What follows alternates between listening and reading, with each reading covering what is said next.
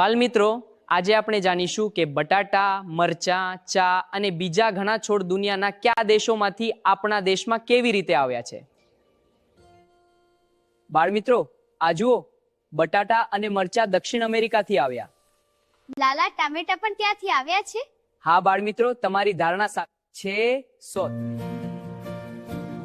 આજે તો મરચાં વગર આપણી રસોઈ અધૂરી લાગે છે.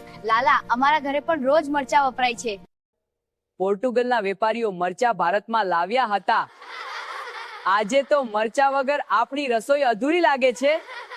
મિત્રો, ભીંડા અને કોફી આફ્રિકાથી ભારતમાં આવ્યા છે અને કોબીજ અને વટાણા યુરોપથી આપણા દેશમાં આવ્યા. સમજાયું ને? જુઓ, વિશ્વભરમાં શાકભાજીની સફર. ભારતથી ભીંડા આફ્રિકા ગયા અને ટામેટા અમેરિકા પહોંચ્યા. હા, અને યુરોપમાં વટાણા, ચીનમાં સોયાબીન, દરેક દેશનું પોતાનું શાક.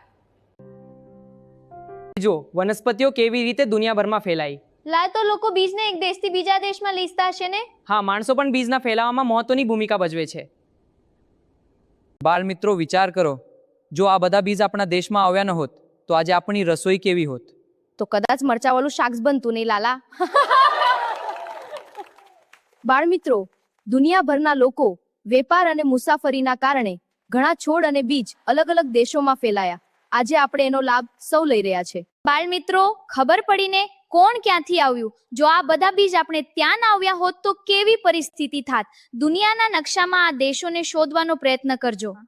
બાળ મિત્રો, બીજને ઉગવા માટે શું જરૂરી છે તે લખી લાવજો, અને જો જરૂરી વાતાવરણ ન મળે તો શું થાય તેનું ચિત્ર દોરી લાવજો. બીજ કેવી રીતે ફેલાય છે? કોઈ પણ બે રીત તમારા શબ્દોમાં લખી લાવજો. જળ એ જ જીવન વિશે વિચારીને આવજો. જો લાલા એઆઈના વિડીયો તમને શીખવવામાં મદદ કરતા હોય તો અમારી સાથે જોડાયેલા રહેજો.